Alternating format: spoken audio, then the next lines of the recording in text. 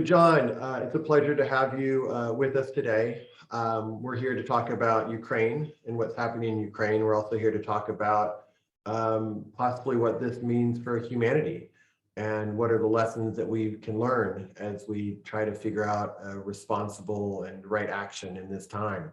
So thank you so much for joining us. And it's just a pleasure to have you. Well, it's a pleasure to be here as always in conversation with you, Soren. And there's never, I mean, this is a very pregnant moment and full of both uplift and huge tragedy. And it's such a conundrum that I think we're all like grasping at straws in a certain way, or really concerned about how this whole thing is going to play itself out, because the stakes in the nuclear age, just could not be higher. Yeah. So I'm wondering how all this is landing with you. John, it was February 24th, I believe, that Putin came on live television in Russia to claim basically that Ukraine has always been a part of Russia, and that this wasn't really just a fight for Ukraine. This was actually a fight against the West. The West and the Western ways were starting to get close to Russia in a way that he was uncomfortable with, and by taking over Ukraine, that could kind of solidify some of his dominion. And he really presented it to the Russian people as like, Ukraine is ours, and it's to their benefit that we go in there and free them from all these kind of Western influences that are happening. As you've kind of watched this unfold, how is it just kind of sitting with you in your heart and in your own world? And how are you noticing it being absorbed? Well, it's like being a witness to not only, newspeak and, an Orwellian, kind of contradiction, but so toxic in its consequences. The level of murderous, mayhem being brought to bear on another country that was just basically, as I understand it, minding their own business and going about being a country with its own problems and so forth, but really of no threat to Russia. And from what I've heard from historians and so forth, one could equally argue that Russia was a part of Ukraine rather than Ukraine a part of Russia, in the sense that maybe Ukrainian civilization was more developed long before there was even, a village in the site of the present-day Moscow. So whatever the narratives are, for me, what this brings up is the obvious fact that as human beings, we have, in some sense, painted ourselves into an extremely dangerous corner as a species. Of course, we're beginning to have that dawn on us just about global warming. But there is this sense that since the dissolution of the Soviet Union, that Putin has been playing a certain kind of game based on his, sort of KGB essence, so to speak, his DNA. And he said it, that this is the biggest tragedy that ever happened, was the loss of this sort of larger, greater Russia, which Ukraine and all the Baltic states and so forth. I mean, and then, the sort of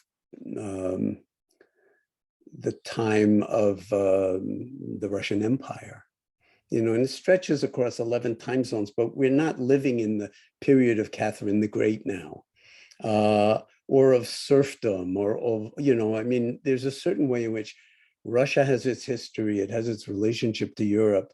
And I understand that there can be profound differences, but as with China and every other country on this planet, we're killing each other.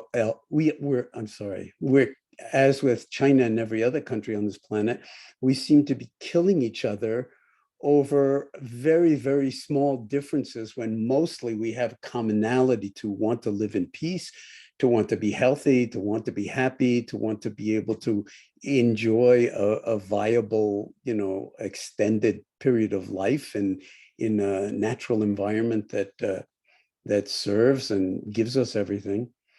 And yet our leadership has brought us to the point where, and not just in Russia, but everywhere, and we saw it for years here, and we're still seeing it, where there's this level of toxicity and animosity and kind of a vilification of difference and othering, that when the basic parties have nuclear weapons and still Stone Age minds in a certain way, that is a prescription for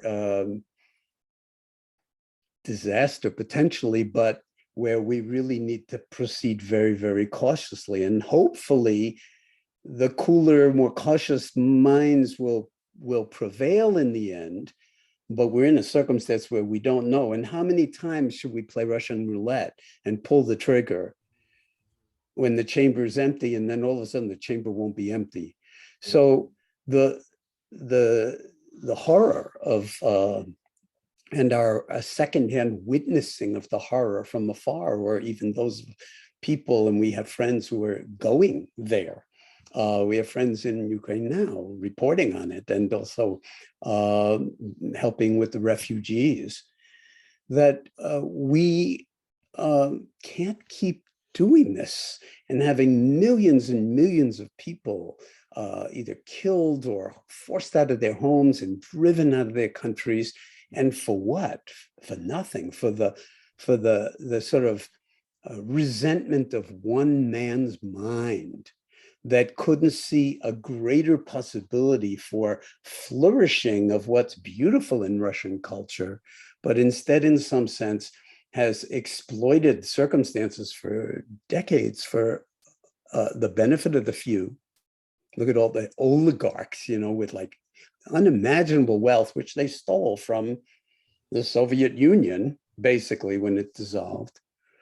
And the vast sort of poverty within Russia itself that really is criminal in a certain way. Now, we have our own problems here, so I'm not trying to vilify anybody, but to just say that as a circumstance, we really need to wake up. And I'm wondering, well, why do people have conversations with me about this kind of thing? I'm not an ex-military general, historian or political pundit, strategist. I'm not a political pundit. Why the hell are people even asking me this stuff? And, well, I think why am I even thinking about it myself? Well, part of it is to understand the human nature, understand the action underneath the actions. And I think, those of us who study Buddhism, there's this attachment to I, me, and mine. And you see that in the individual, but you also see that play out in the larger body politic. And that the answer in some ways is a reviewing of who we think we are and who we perceive as the other. And as I look at it, I think Putin had actually saw a real threat that if Ukraine became more of a democracy, that motivation and that movement would start to overflow into Russia. And that people begin to ask, wow, Ukraine seems to be flourishing and seems to this work. Why doesn't it work here? Yeah. So I think he then saw himself as having no choice but to stop that movement of the West. And I'm curious, John, if we look at it, the West is by no means perfect, but if we look at Russia and like the kind of like attempt to instill Marxist thoughts at its different parts in its history, successfully or unsuccessfully, Russia represents a certain aspect of humanity, and the West has represented this other aspect of humanity. But it's it's Marxism with McDonald's and American Express and every other major American company, some of which are still working there, like Halliburton and so forth, who brought us to a large extent the Iraq War. So there in some sense there are no good guys here except for the Ukrainians, who are like the innocent in some very real way. But I feel like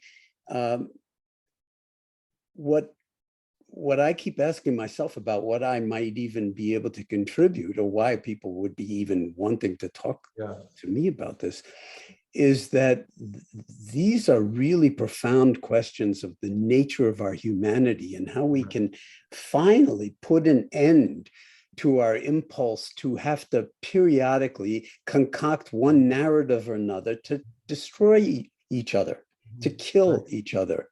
And with nuclear weapons and everything else that's facing an ever shrinking planet, we can't afford to do this. And this is playing itself out, not just between Russia and Ukraine, but, there are wars all over the place on the sort of other, sort of maybe smaller levels, but any of them could be inflammatory. And then there's the war of truth, which we saw playing out in this country. I mean, what is even the reality? And so people are living in totally alternate universes where they condemn anybody that doesn't have their view, whether it's about COVID or whether it's about Fox News or how wonderful Putin is. If you're a Trump, a pro-Trump person, that Putin should be doing what Putin's doing. So there's a certain kind of, okay, this is really a stop sign being held up to humanity.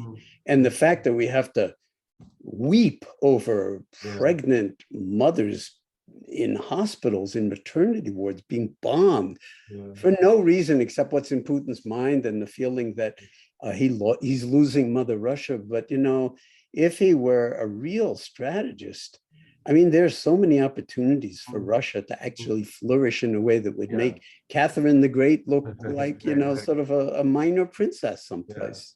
Well, he was on national television just recently speaking to the mothers, fathers, relatives of those who died, saying that, they die as heroes. And I think it hasn't gone the way that he had planned. I don't know exactly how he planned it, but I can't imagine him thinking that it would go this direction. What they say is that people, they were basically expecting that the Russian army would sort of, that the Ukrainian army would just capitulate and people would basically welcome the liberators back, with flowers. Yeah. So clearly that is not happening.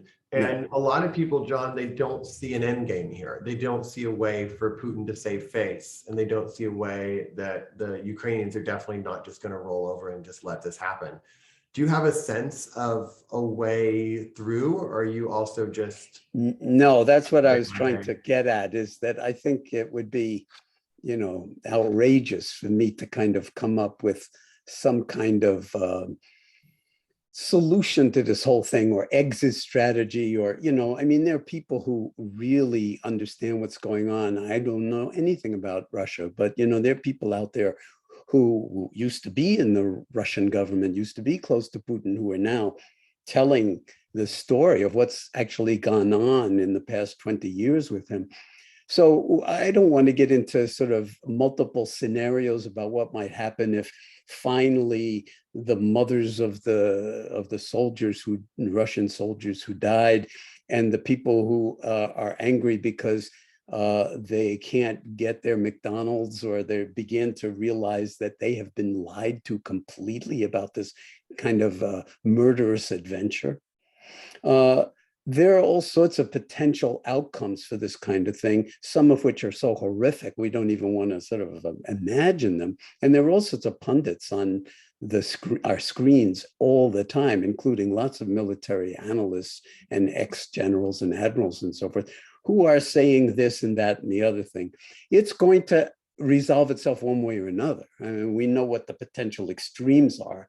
It's like everybody will, then those extremes hopefully will not happen, but something more in the middle will happen, and it will be fairly unsatisfactory because there's already been, incredible criminality and death and destruction, and millions of people, displaced from their homes and their countries.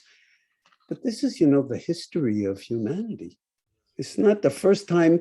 And what I'm saying is that the meditative offerings here, when I really think about it, although they seem incredibly like low probability events, we need a very high impact event. Even if it's a low probability, it's not a zero probability. And the invitation, it feels to me, is that we need to, in some sense, grasp what the lesson here is.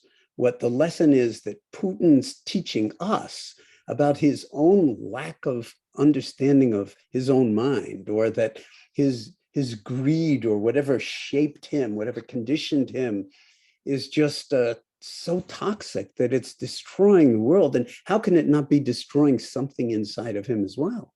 Yeah. And so in that sense, what mindfulness or meditative awareness offers, at not the level of the individual person meditating, but at the level of all of us, in some sense, asking the deep question that you just raised about the nature of self, whether it's the nature of me, myself, or the nature of me as an American or a Russian or a Ukrainian, or the nature of we as a species. And it's like, come on, folks, how many times are we going to do this before the nukes really do start flying? And they have horrible weapons that they're using in Ukraine, absolutely horrible, thermo bombs that create infernos and burn people.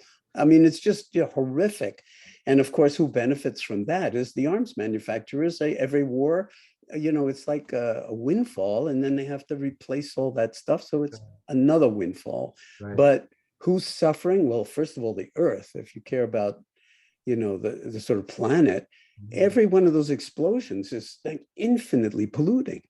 And so, they're destroying the earth, and they're destroying the air, and they're destroying the water, and then like threatening nuclear power plants. And then, of course, there's the threat of, one wrong move and some nukes are going to start to fly. And that's like,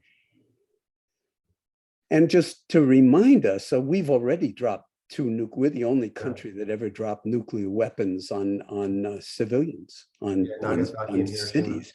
That's the United States. And when we fought in Vietnam, we decimated the civilian population. We dropped Agent Orange on the entire length of the country to defoliate it. And then our soldiers come back, and 25 years later, they're developing all sorts of cancers. So this is kind of, how much more evidence do we need that everything is connected with everything else?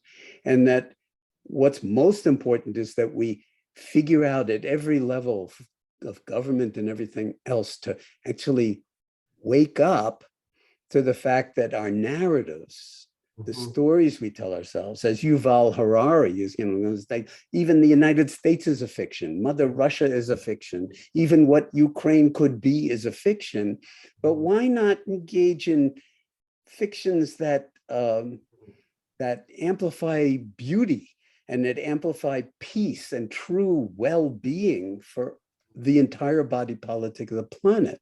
And so while it's a very small probability event that all of a sudden humanity everywhere in all these regions of violence will wake up and say, look, we don't need to do, it's happened before. I mean, wars have come to an end, and then we're friends with the Germans, and we're friends with the Japanese, but 70 years ago, there's a drive to, and I don't know what you would say is the underlying drive. Is it to power? Is it to resources? Is it to dominion? There's a power and a drive that brings us to these places, right? And there's a fight globally over not only our resources, our attention. There is an impact that this is having on Russia, and through the sanctions and through all the things that we're doing.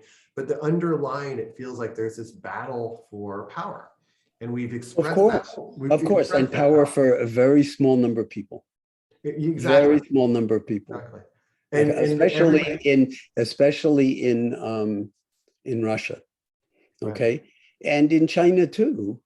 Although in the case of China, deep bow to them, because they brought more people out of poverty in the past 40 years than any country ever has managed to do, and to create really a remarkable lifestyle on some level for the entire population. And the agreement is, the kind of political agreement is, you stay out of politics, let the Communist Party take care of that, the elite, so to speak, and we'll give you a good, happy life. Yeah. Like, and to some degrees it works, but to other degrees, well, like there was Tiananmen Square. Yeah. And we don't want to mention that, of course. So that it's the same in Russia. They don't want to mention what's really going on, but it's the same. They can't even mention the word war. We don't want to mention the actuality of things, where truth has some value, scientific understanding, even though it's never complete, has some value.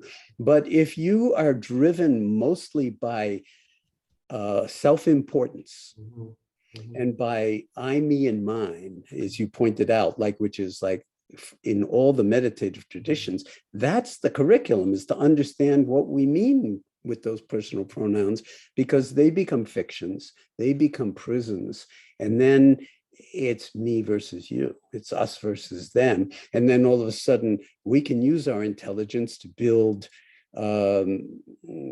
more advantage to ourselves, and then to defend it with more and more clever weapons, and then come up with narratives that we've got to hit them before they hit us, because, and then you go into the narrative of, well, they were trending towards NATO and we can't afford to.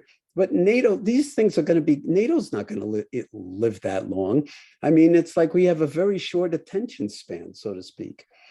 So it kept us out of World War III for, my lifetime up till now. That may change by the time you and I finish talking. I mean, we live in that kind of a world. So, but that's why it's a wake-up call. And that's why whoever is already grounded in this potential access to a profound form of intelligence that we're already born with, that we have, which is human awareness when it doesn't get caught up in those small fictions, whether it's the fiction of America or the fiction of Donald Trump or the fiction of Republicans or the fiction of Mother Russia or, China as the center of the universe. The word China means center. And Chinese understand that their culture is the center of the universe. And there's a very, very beautiful way in which, in fact, you could make a very positive argument for that. And they're a very ancient civilization and just have incredible richness. And yet there's that same edge in all cultures. Yeah, for sure. In Africa, on every continent, maybe not on Antarctica, but on every other continent, we wind up with the us and the them, and then we get into warfare. But there are, and we have to find and instantiate perhaps a new way of being. And you could say that from a cosmological or an evolutionary point of view, that's our karmic assignment as a species. Either on this little blue globe that's circling some insignificant sun in some, infinitesimal corner of the universe, we get the curriculum in the next period of time, or we don't. The universe won't care at all. But we should care if we're parents. We should care if we're grandparents. We should care if we love nature. What we need to learn to love is our own true nature. And I don't believe that our own true nature is intrinsically violent and hateful or even afraid. I believe that what we're afraid of is how beautiful our own true nature is if we can actually be even, at peace for one moment with ourselves. So we're talking about global peace or world peace or anything like that. What about just a moment of peace? Being peace, as Thich Nhat Hanh liked to say. Just be peace. That's infectious. That's already changing, in some sense, the crystal lattice structure of the universe and the world. And it sounds insane when I'm talking like this, but I really feel like we don't have that many genetic options. So we really need to begin to realize or take as potentially possible our capacity to not privilege ourselves at the expense of life itself flourishing. And since we don't make life happen, but it's gifted to us, as the right to lifers like to point out. Why is it sacred during pregnancy, but once the kids are here on this planet, then all sorts of, horrors can happen to them that the, right to lifers don't seem to really be concerned about. They just care about like the unborn. But in a sense, I would say we're all unborn at this moment, like that the pregnancy is the entire planet. And there's a huge inflammation right now in Ukraine, but there are huge inflammations or smaller inflammations always, and they're coming and going.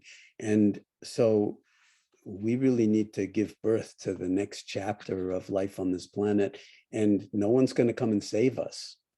This is it. So why not fall back on the beauty of being human and a certain kind of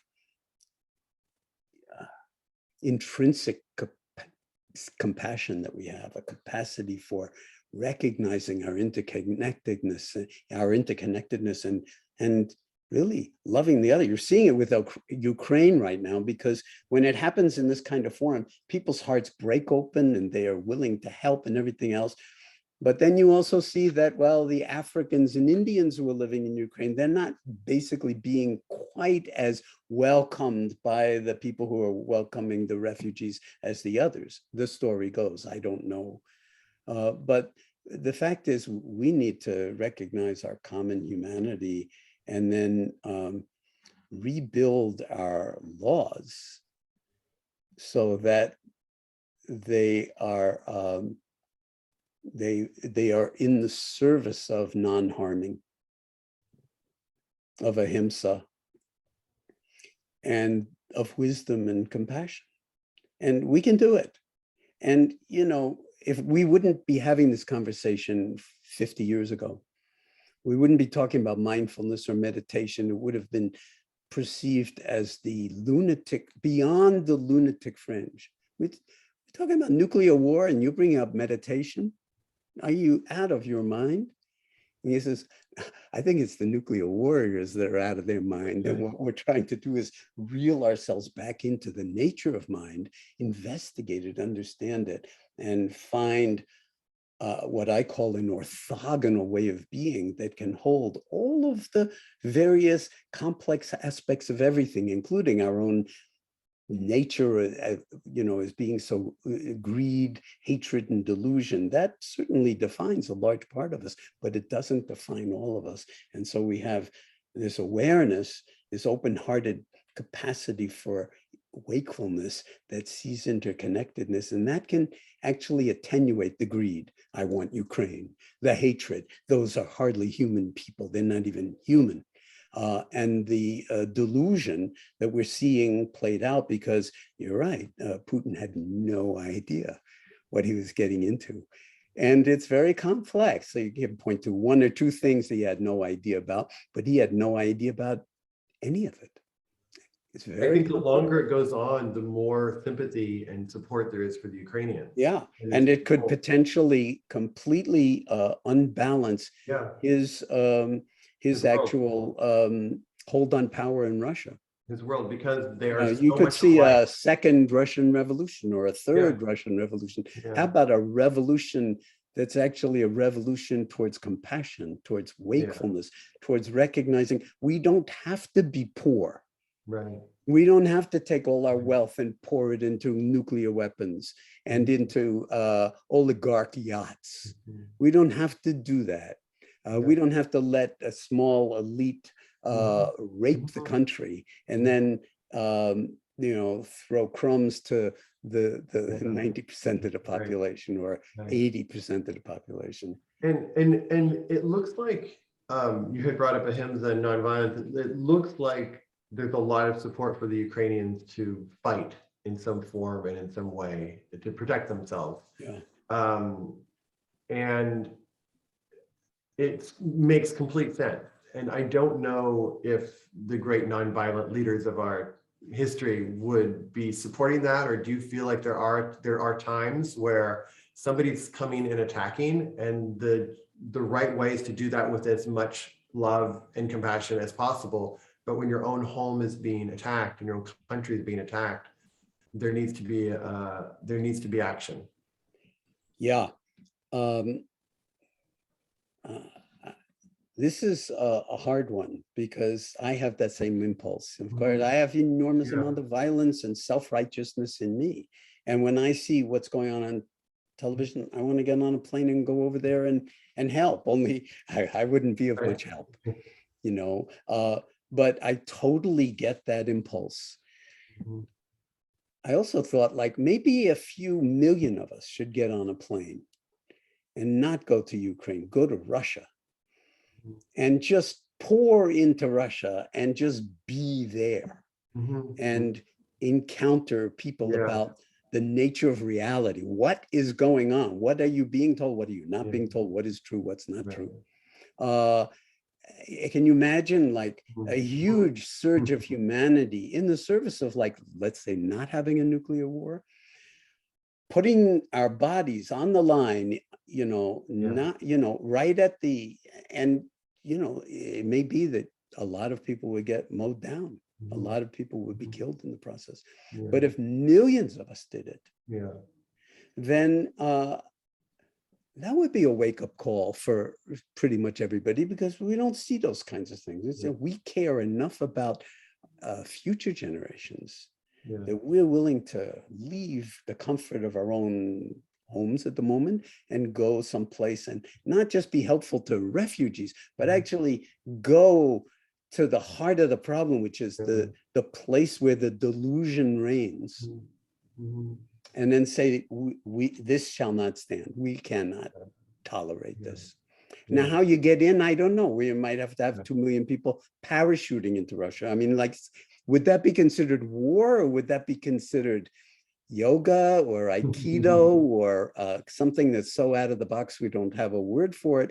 I'm just pointing out that, yes, I totally get that Ukraine needs to fight on that level, and it wants the weapons that are up to the task, because, you know, you're talking about a superpower and a small country that only recently became democratic, and it's also been bled dry in the past couple of decades, including the invasion of Crimea and you know, so, and the war in the Donbass region and so forth. So there's been a lot of bleeding at a certain level, and now Putin upped the ante horrifically.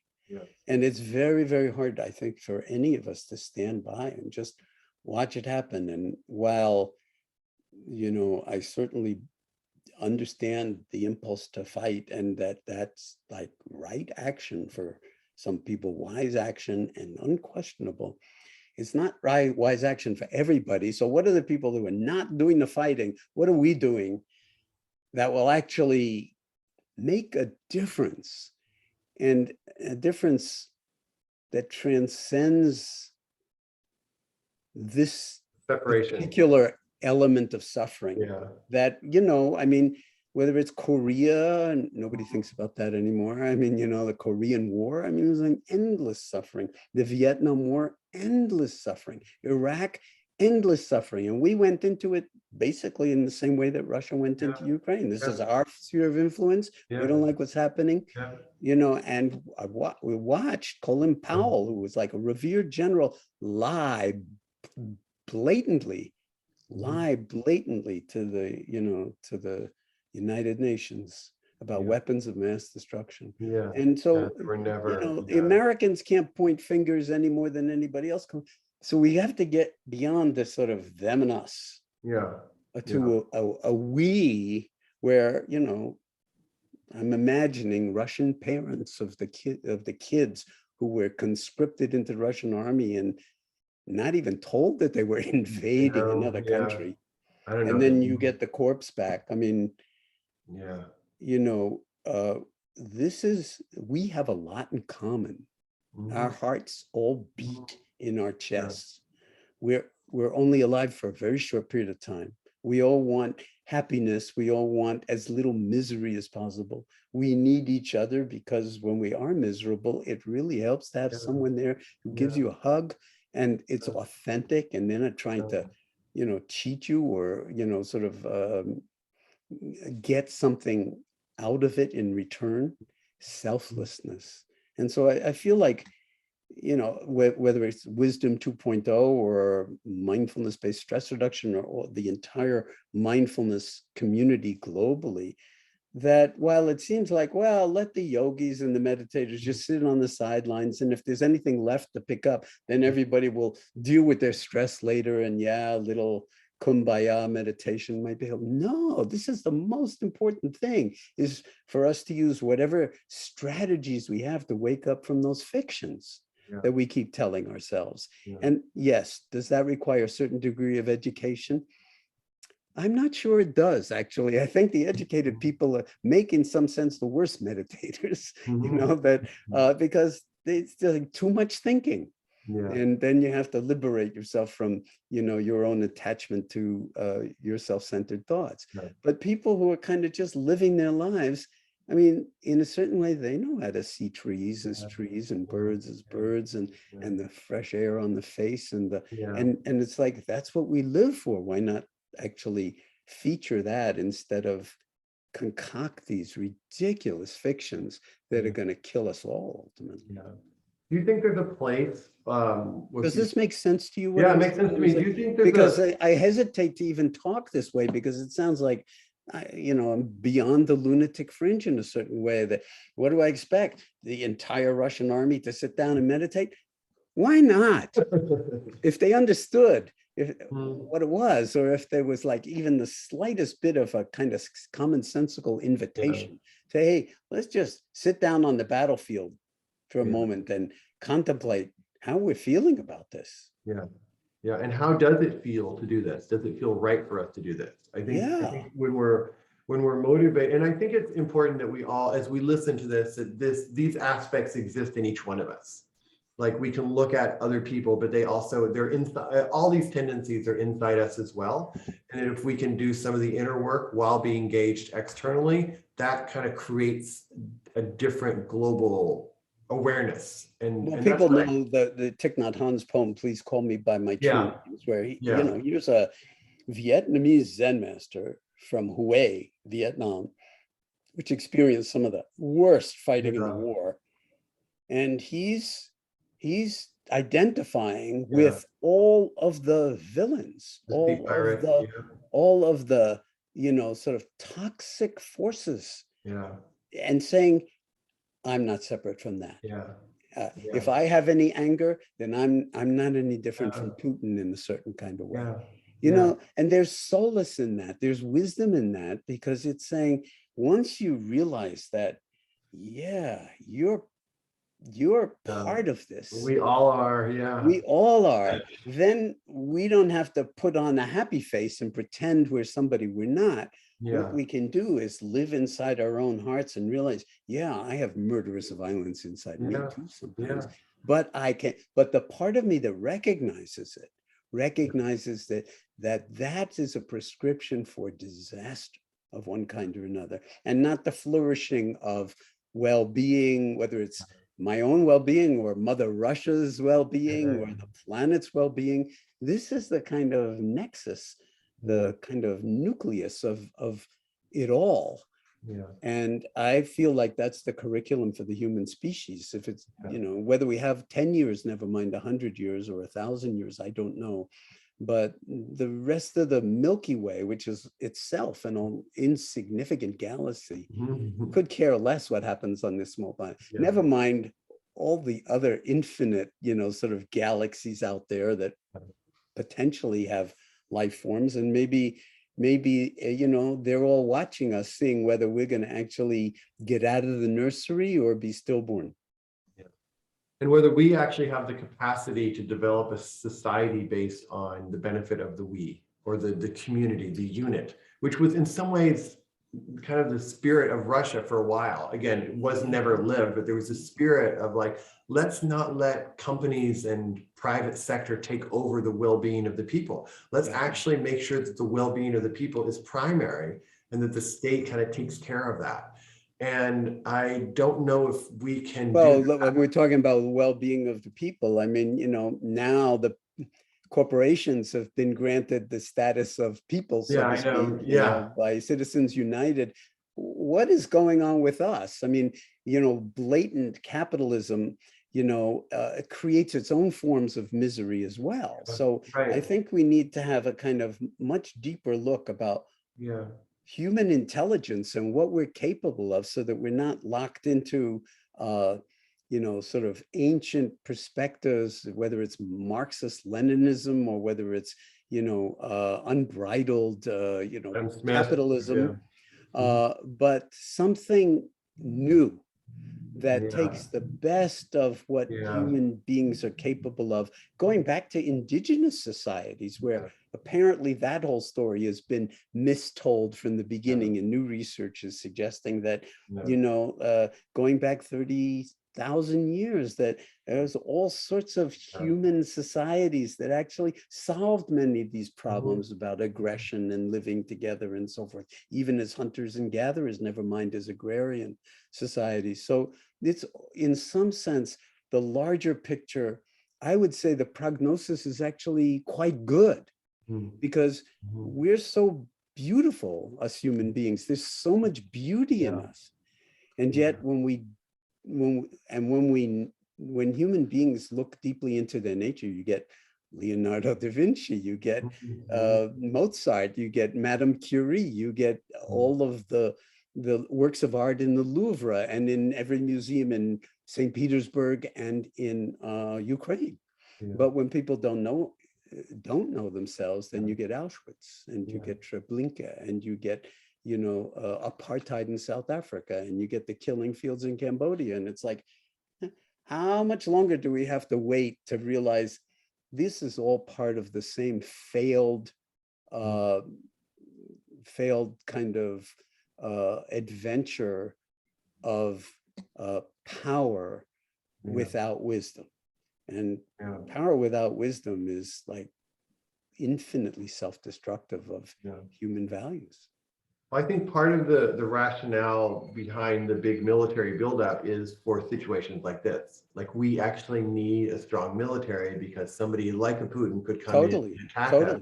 And so we need to build up, which of course encourages other people to build up. And then everybody builds up with this notion that this potentially could happen. Well, we have to start where we are.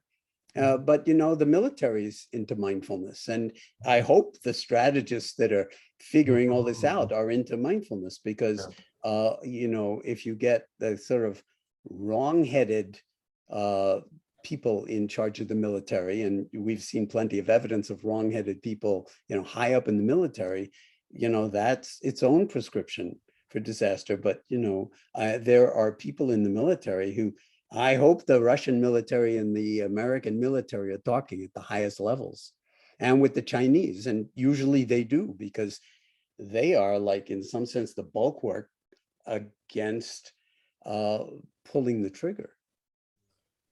And everybody's got kids, everybody's got family. Nobody wants that to happen. And so what we have to be really careful of is that things don't wind up getting so out of control that the algorithms are taking over. And we've just been so smart, we've put ourselves out of business. My heart bleeds, I tell you. It's not like I'm getting a good night's sleep. I mean, it's like, it's horrifying to watch everything that's unfolding. And I'm watching a lot because I feel like I can't merely turn away. I need to I need to have my finger on the pulse of what's happening in the world. And it's only 2 weeks that this has happened, but of course there's been years of NATO not really calling Russia on a lot of this, and looking weak, and of course having a president that was basically dismembering NATO and eviscerating it. So we have to start with the institutions that we have, but it's a place to begin. It's a place to actually sit, which from a meditative perspective, you always start where you are. You always sit down with things as they are now. But then the realm of possibility is infinite.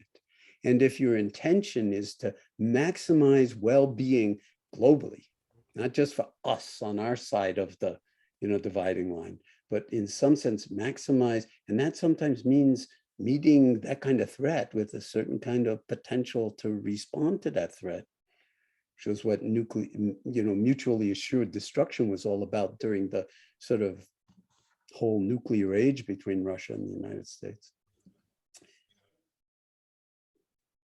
I really do feel like the beauty that we're trying to preserve in Ukraine and in Russia, and everywhere, in the museums, in the concert halls, in the people, that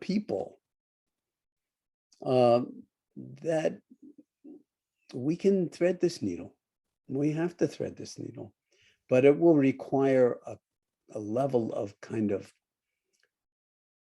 love and compassion and standing up to the kind of dominance and power that people, and I won't just say Putin because there are people in his orbit, and and everybody's got this whole same problem. But when we can sort of set limits and be really resolved in our determination of what we will not tolerate. Yeah. And we also have wisdom and patience and understand that we don't want to go off half-cocked in some way that, like, whoops, that sane minds will in fact help us devolve out of this. But that's only the kind of, first step in some sense healing the dis-ease that is, humanity itself. The autoimmune disease of planet Earth is us human beings when we don't know each other. And we don't know ourselves. And so and aside from that, we should do everything we can to support Ukraine. I mean, it's not like, whatever that is in terms of resources, in terms of, whatever, but if we're not soldiers on the front lines in NATO or aviators or diplomats or whatever, what can we do? Yeah. We can learn some lessons about this so that we protect the future by understanding what the present is all about. And that's what meditative awareness is about, is not missing the present for some fiction about like the next moment will be better, because this is the next moment. This is always the next moment. And so turning away is not an option. Turning towards is really the only rational, commonsensical thing we can do. And sometimes we don't want to turn towards it because it's too horrific to look. But we have to learn to trust our own heartfulness, our own awareness, our own boundless spaciousness as human beings. And when we take our seats in formal meditation practice, what we're really doing is taking a stand in the domain of interconnectedness and the vast boundlessness of human awareness, human intelligence in a certain way. And we can draw on that in practical ways that, again, minimize harm and maximize benefit. But we have to have conversations. And in this country, we can't even have conversations with ourselves because the country is so polarized. And maybe this is helping it be a little less polarized, but the disease is still there, that we're living in alternate universes, some of which, as you well know, because, tech plays such a big role in it, with social media and so forth. The algorithms are actually driving us apart and feeding us. They're developing certain narratives. Feeding us what we think we want, and then we're imprisoned by just whatever will click. Yeah, whatever will click. Whatever gets a click, good, bad. So, that's not a bad metaphor. We need to have something click. Yeah. In our own minds. Yeah. Okay. We don't need social media to do it. What we need is to have it click that this is it. This moment is it. If we're not inhabiting this moment with the full dimensionality of our being, then that's going to influence the next moment, Everything. Yeah. not just for ourselves, but for everybody we're in relationship to. Yeah. So we need to sort of lose our self-righteousness Yeah. and our triumphalism about America. You know how the politicians love to say we're the greatest country in the world. We're one country among 200 countries, and we have some wonderful attributes, and we have some terrifying attributes, and we have some wonderful history, and we have some horrific history. And so rather than us all pointing fingers at each other, let's kind of, you know, in some sense, sit down and like the native peoples used to do, sit in a circle and drop in together and listen deeply and honor the beauty of the other and understand what power really is.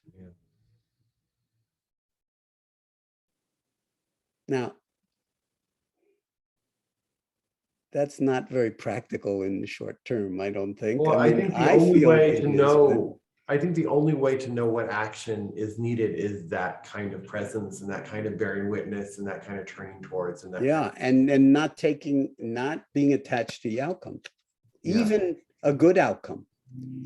But not being attached to a good outcome really means being so attached to a good outcome that you won't screw it up by recognizing your own blindness. So that's a tall order for us human beings. But what else is there to do in a certain way? And this is not for educated elite, or if you went to an Ivy League school or something like that. Actually, very often the people who are the most educated make the worst meditators because they're just sitting on their cushion thinking this, that, and the other thing, and just lost in thought. And the point is actually to drop underneath thought, all thought, and see it for what it is, and see the emotion that's freighted with the thought for what it is, and realize that none of that is you. None of that's who you are. You, I think it's fair to say, are more the knowing of the unfolding of phenomena of life, of sensations, of impulses, of consciousness. And that's boundless. That goes beyond the skin. It's like, it's not like, oh, we need to connect with we. We are the we, but we just forget. I don't know. I think that if we look at the larger unfoldment of consciousness, as best as I can understand it, that is the awareness. That's the only kind of way for survival. It's the only sustainable route. It's more of us discovering that, living that, embodying that, orienting to the world in that. And I got to say, just so that people who might be listening to this don't get me wrong or don't get you wrong, there's no one right way to thread this needle. We all have to find our own way. But the fact is that that's a certain kind of adventurous challenge. What is your own way? Because we all say all the time, I want my own way. What is it? What would actually deliver a happiness that was so far beyond just, you know, getting a new car or an electric vehicle or whatever you, you know, sort of lust after? But what would your own way with a capital W really be?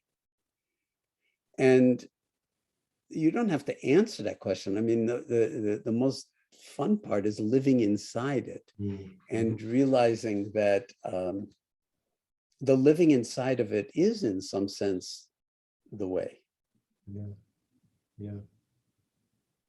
And that's something that children know intuitively. This is not like, oh, you have to become a Buddhist or something like that. And let's not forget, you know, in case we want to reify Buddhism as like, you know, in some special category, that, you know, one could make many wonderful arguments about how, you know, amazing the Buddhist teaching is and how it's been, you know, handed down for thousands of years in this incredible lineage. But let's not forget that the Buddhists in Myanmar, you know, actually committed genocide on the Rohingya. And these are Buddhist monks inciting people to commit unimaginable mayhem, murder, rape, everything else. This is not about Russia, not about China. This is like Myanmar. Humanity. This is human, And regardless then, of identity, like, name, religion. what about Cambodia and the country. killing fields? Yeah. What about, I mean, we could go on and on and on and on. And I really feel like the beauty of it is, it's like at a certain point, we need to realize it's all one. Yeah. It's all a one tableau. Yeah. It's all one tableau. Yeah. And thinking is not our only form of intelligence. And while I hope that the people who are in NATO and the people who are in the Russian military are doing their best thinking at this particular moment and calculating things in a way that really is in the service of diffusing the energy and the tension and the animosity, that thinking's not the be all and end all of human intelligence. And what's not been recognized, and I think that the Dharma, that the Buddhist teachings, okay, which are not Buddhist in particular, they're universal. They're about the nature of mind. And the word Dharma means lawfulness. So there's certain lawfulness to the way we behave. If we act in one way or another in the service of ourself, with greed, hatred, or delusion being the motivation, we're creating hell realms, we're creating suffering. You can see it on every level.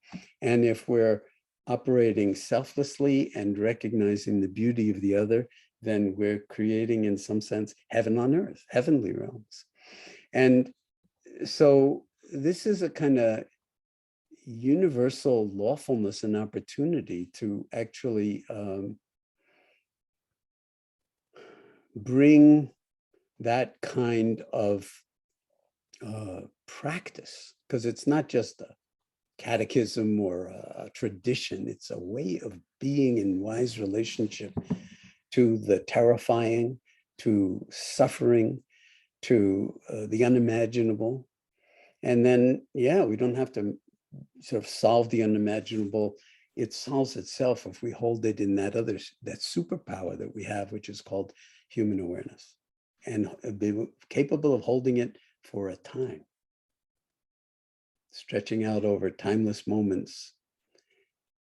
And, then peace emerges, and it can happen between enemies in no time.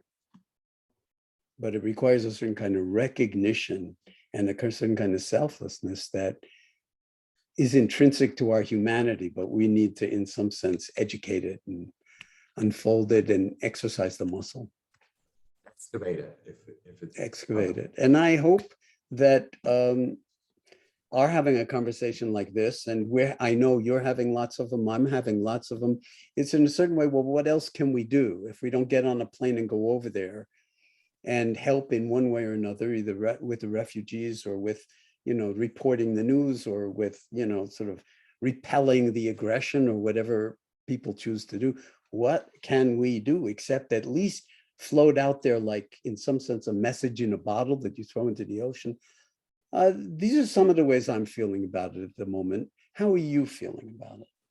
And then maybe these resonances, just like with the bottle in the ocean, you don't know where it's going to land. But now that we have, social media, and we have YouTube, and we have Zoom and so forth, you and I having a conversation could actually go around the entire world and be accessible virtually everywhere. And if 1/100th of 1% of people hear this and it lands in a way that someone says, yes, you've already, again, changed the crystal lattice structure of the universe. And we're all doing this. Lots of us are doing this in every way that we can think of.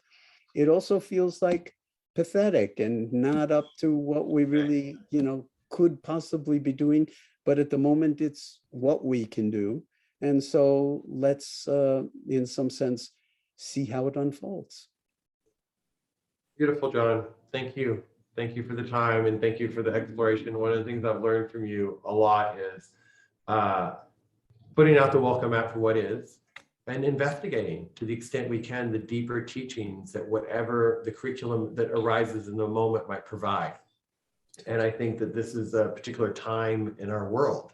And there's something that's unfolding now. We don't understand it completely. I don't understand it completely, but it appears that something is unfolding. And if we can get the lesson sooner rather than later, less suffering will happen. You know, there's a lesson for us to learn, and the sooner we get it, the better. And I really appreciate you taking your time and just like allowing for your own insight and heart and passion and desire to understand this suffering kind of reveal itself, because I do think that there's something that's emerging now in this moment that feels like it's coming to a fruition. Something's coming to a fruition, and Putin playing whatever part Putin's playing and the Ukrainians playing whatever part we each have to play is allowing something to be seen and witnessed. And can we do that as fully as possible as a humanity? And then somehow moment to moment to moment to moment, find our way forward into this next chapter. And let me just piggyback on that for 1 second and say that, you know, meditation often could be described as dropping in on the domain of being, where we stop all the doing for some time, often by the clock, but it could be for a timeless moment. But we drop into being, and we actually learn how to inhabit our being, as in human being, as in our humanity, as in what our full human potential is. But then by the very same token, in the next moment or whenever it's appropriate, we can act, we can let our doing come out of this being. Yeah. And when we do, it's an entirely different doing, whether it's what comes out of our mouths or what we choose to put our shoulder to. It's an entirely different doing. So people really need to understand that when we're talking about the meditation practice or mindfulness practice, that it's not some quietude, it's not some kind of passivity where I'm just gonna tolerate everything that's going on and endure and take shelter until it's all over and then see what happens. But it's like tap into the deepest interior resources of our own humanity and then put our shoulder to the wheel in one of an infinite number of possible ways. And when we let the doing come out of being in that kind of a way, that is transformative. And you know what? It's uplifting. And some of what we're seeing in Ukraine is like people are putting their lives on the line in that way. I mean, there's like, you know, they may be facing death in the next moment, and they're not going to be intimidated by that from standing for what it is that they stand for and taking whatever action. So that's a kind of true activism. And when we're talking about wisdom, there's a time to be still and to be appreciative. And then there's another time to compose, to paint, to love, to act, to stand up. So, you know, our friend Shelley Tagilsky, who's going to Poland in, you know, a few days. In Ukraine, I believe, too. She was that? And Ukraine. You know, her, you know, the terminology that she uses, we sit down to rise up, to stand up. So when we take a stand sitting, it really is taking a stand. And it's not some static kind of statue-like thing. It's like an ongoing dynamic where our not knowing mind actually supplies everything that we need to actually transform being into doing in a way that embodies wisdom and that's all of our caring, compassion. Yeah. So thanks, Soren. Thank you, John. You know, thank you, John. I just want to say, I don't know if you want to tape this or not, but I do. I think it's beautiful. It's always wonderful. What's that? There's like the droplets. Somebody's but I want to just say about you that it's always wonderful for me when I get a chance to be in conversation with you like this, because of who you are as a human being and how big your heart is and how clear your mind is. And Thank you. it's very enlivening. Thank you. And I hope it's of some benefit It's to a other huge people, benefit. but I certainly am coming I away from I get to feel like I get my personal teachings, and it also helps. And if it can help other people, it's also beautiful. It's a beautiful way for me to spend time. And I really do feel, John, that there's something emergent now. And I trust there's tuning forks. There's people who can just kind of tune. And we're all tuning forks. I trust your tuning fork. And I feel like we all have to come together and do our best to kind of narrow in what's really at the root of this. Can we actually get to the root and start to like understand how we each take out these roots so that these conditions are not the normal conditions that we see going forward.